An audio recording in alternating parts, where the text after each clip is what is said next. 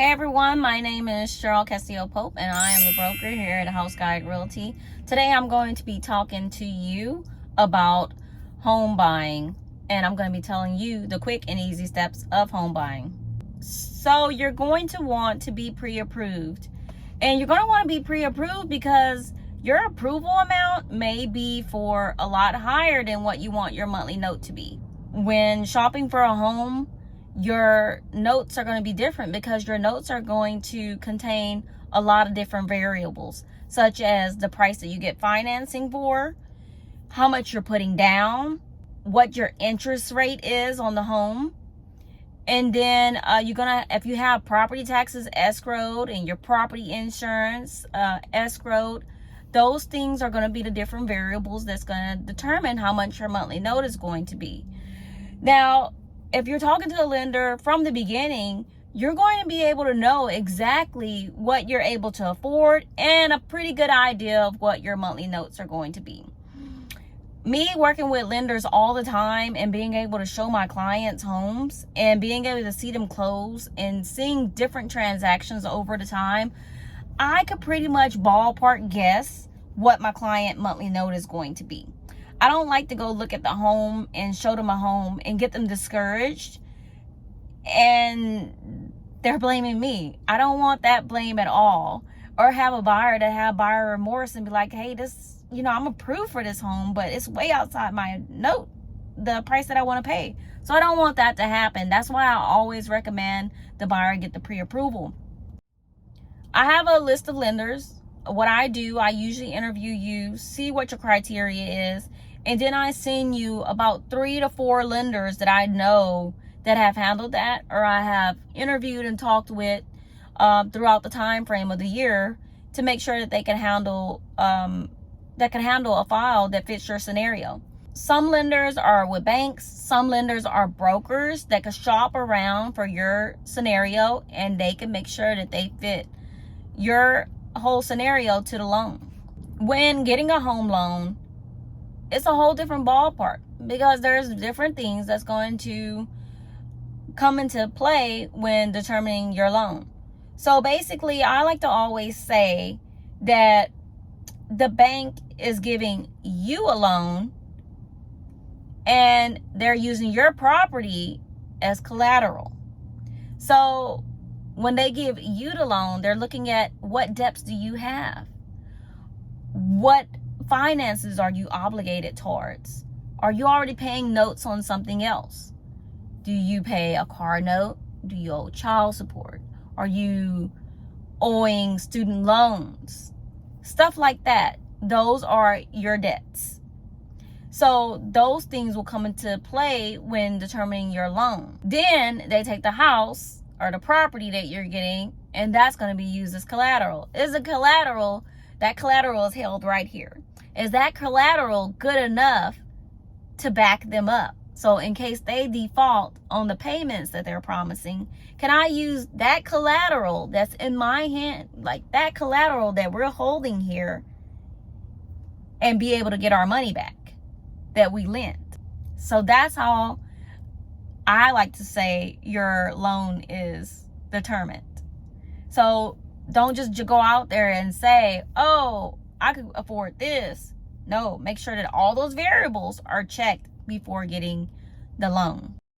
Now, when you're making an offer in a very high climate market, a fast-paced moving market that we're in right now, you're going to be up against other buyers. And if you're seeing a pre-existing home, there could be multiple offers on that home. And what's going to make that home offer look appealing to the seller is going to be your offer. So what makes your offer look strong is, 1, a pre-approval. 2 is going to be how your offer is wrote. So having that pre-approval let me know exactly how to strategize your offer and come up with creative ideas to make that offer more appealing to the seller.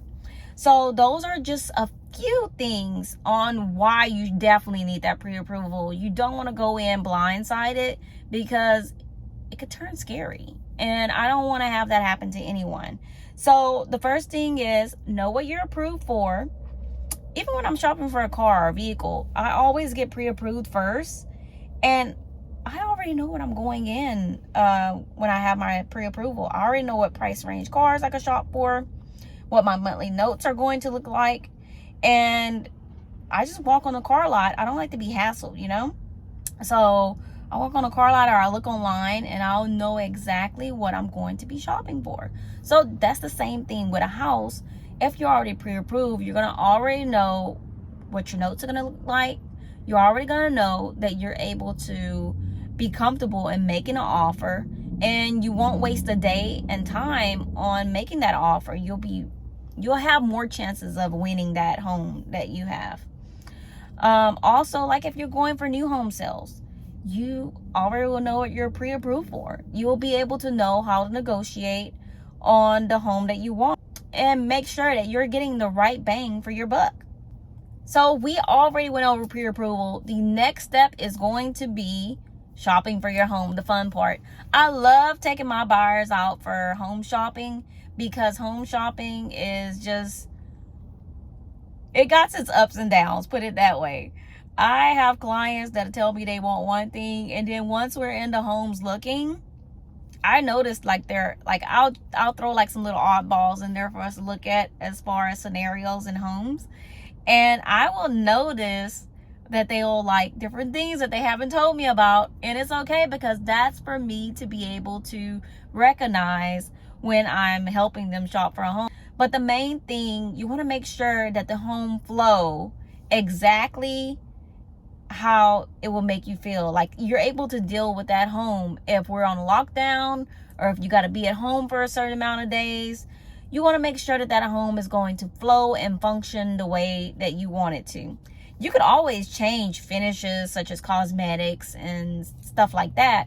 But if that home don't flow and it's more of a huge structural change that'll be needed over time, or if there's just no room to add on or build, and you want it to be able to make some outdoor space, or, you know, just something creative as your time progresses and your years in life change, then you want to make sure that it's going to work for you. So that's why I have a questionnaire that I give all my buyers, and it makes sure that they know exactly what they want in a home. We may see some homes that's a little bit lesser than the price that you want to shop in, and we may see some homes that's right around the price that you want to shop in, or at the price, or a little bit over. So that's what it is when home shopping. Once we find that home, then we're able to go in and make an offer to the seller or the new home builder. When it comes to new homes, the home that you see at that time, if it's available, once you put down that little peg, that little standpoint saying that you want that home, then there's nobody to compete against. That home is yours. If you're looking at something in the pre-existing market, there are chances that someone else could be putting in an offer that same day on the home, and you're just making an offer and you're waiting to see if it get accepted. So that's why it's really important to be strategic when making that offer. So for pre-existing homes, once you make that offer, the seller may come back and counter, or they may accept the offer or deny the offer and pick another offer over yours. If your offer get accepted, now is the time to celebrate, but it get really fast paced. Everything is moving really fast for the next few days. So once your contract get accepted, you're going to have two things to put down. You're going to have your earnest money. Your earnest money is to hold the home, and it's basically to say that, hey, I'm a buyer. I'm going to put my good faith of money down, saying that I am going to be purchasing this home. Now, you also have a thing called an option period, which is a feasibility period. During this period, you usually pay about $15 to $20 a day, sometimes $25 a day, or a little bit more, just depending on the price range of the home. In a competitive market, sometimes you're putting down a little bit more just to get that option days. The option days are usually around 5 to 10 days max. During this option period, you could back out for any reason and you get your earnest money back. Your earnest money is usually about 1% of the sales price. It could be more if you're in a competitive market or if you're going to a new home builder. But right now we're talking about pre-existing homes. If you want to check out the new home builder video on purchasing homes, check out the link here or below. So once you put down that earnest money and the option period, during your option days, those are the really important days that you get your inspection done. When you get your home inspection done, you come back and you negotiate, or you say, hey, this home is actually doable with the minor repairs that's needed, or they're just minor cosmetic issues. Usually that's when I go back and I negotiate on certain things that are of a major concern. So you can negotiate in certain things. You can negotiate money-wise, you can negotiate on repair-wise, and so forth.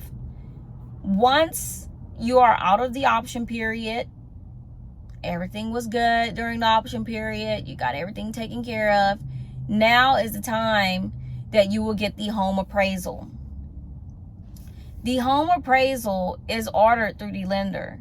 You'll pay for it, and it's usually about $450 to $600. That appraisal is where the bank sent out a person, and that person will go look at the home, make sure the home is livable or meets the conditions of the loan. So they'll look at all the like properties around that have sold within the last 6 months, and sometimes they'll go back further as a year, and they will be able to compare basically, like you say, a 3-bedroom house, 2-bath, so they'll compare that. If your house don't have a garage, the other house have a garage, they'll make adjustment. And that's how the comparables are done. The appraiser will then go back, write the report, and they will send it back to your lender.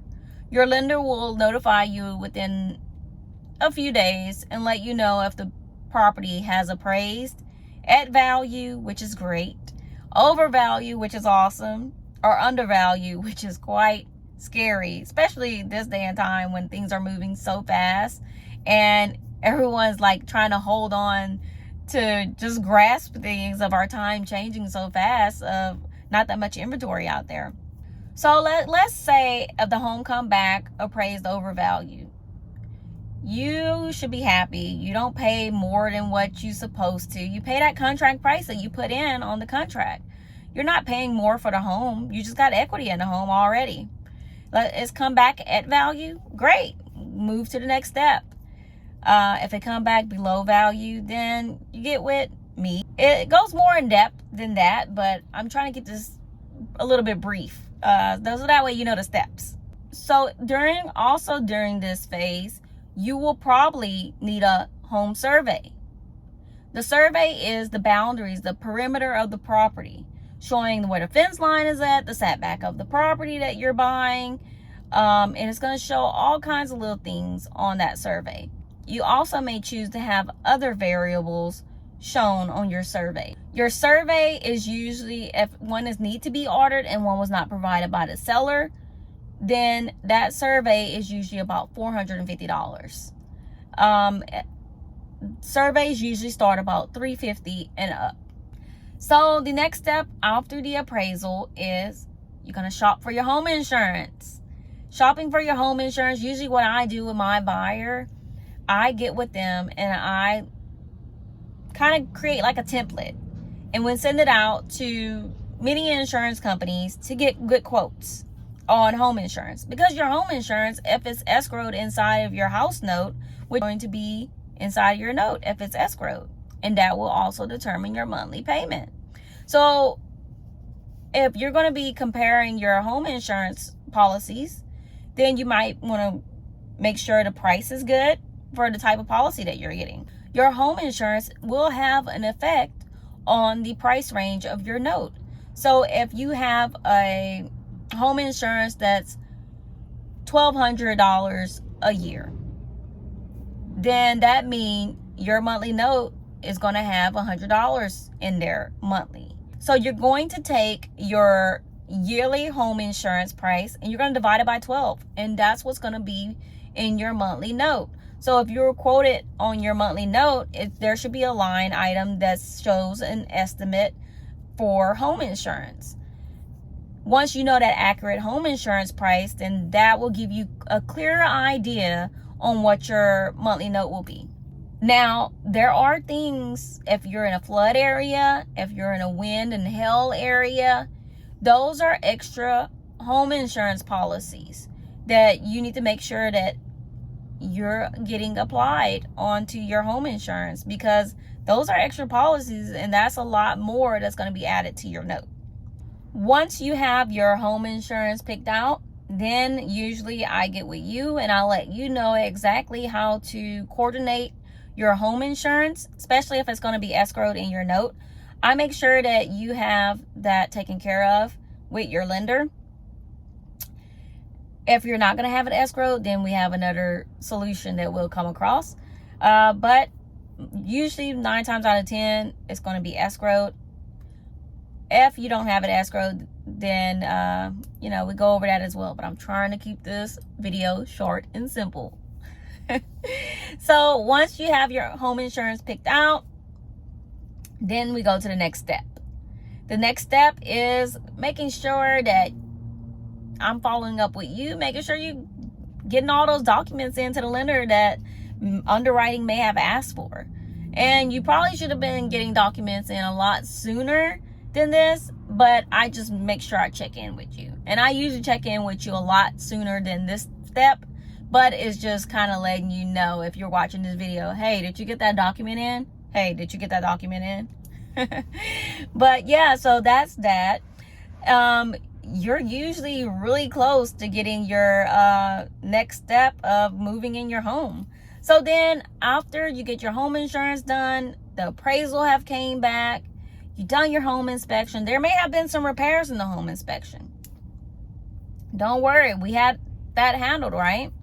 So usually during this time, you're in a thing called underwriting phase. And that is where the lending institution makes sure that all the criteria of your loan, they have checked off all the boxes of requirements. They may ask you for some more documents. Don't get upset. Get them in. Make sure that you're sending all pages of your bank statement. If it's labeled 1 through 6, make sure even if page 6, just have page 6 on it with a line mark. Send it in. Send all pages. Don't send screenshots. So once your file has come back from underwriting and they give you a clear to close, that means you'll usually be closing within 1 to 3 days, or by your contract date. So then what we do, we go to do the final walkthrough. We make sure all repairs were done. We make sure that the home still look the same, that there's no squatters. We make sure that everything is pretty much ready for you to move in. During this time frame, I am going to get with you regarding utilities, making sure that you understand all your utilities and have them connected for the move-in date, the closing date, so forth.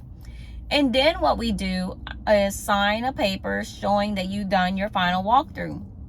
After that, then the next step is going to closing, getting your keys, signing the documents. And basically, you're going to see a lot of documents that say you have not committed fraud, you promised to pay this note. There will be a lot of documents that state that, just in different wording. The main part that we're going to be reviewing is your closing settlement statement. And we're going to be looking at your deed, making sure all that is correct. And we'll be looking at the property survey again, and making sure that everything looked great. And from there, you will get your keys if the home was vacant and everything is ready to move in. And then we will celebrate. So those are the home buying steps. Congratulations. If you watch this video, you make sure I'm going to give you a coupon code. That coupon code, Houston 100, at the end of your closing is going to be a $100 gift certificate applied back to you, making as a credit for watching this video. Because I know if you watch this video, you're going to be savvy and know some of the home buying steps, and I'm going to know that you're serious. And why not be able to reward someone for watching a video and being able to know exactly how to buy a home, and showing that they're taking the next step on being knowledgeable. Well, guys, thanks for watching this video. And again, my name is Cheryl Castillo-Pope. I am the broker here at House Guide Realty. And House Guide Realty is a husband and wife team at this time. This is 2022. And I love what I do. I help buyers and I help sellers. I help investors. And I am located in Houston, Texas. I do surrounding areas. I usually go out to Sugarland, Pearland. I go out to Katy. I go out the surrounding areas, the perimeters of Houston. I've handled out of Houston. I've handled things as far as San Antonio. I've done Austin. And I also have done Dallas. So please feel free to reach out to me. I also have an apartment locating department. If you're just coming to Houston and you don't want to buy just yet, perfectly fine. If you want to start off in an apartment, get with me, let me know.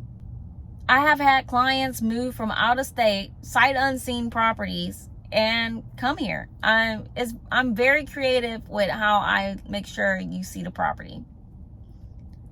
Thanks for tuning in, and guys, check out more videos that I have to offer. Bye.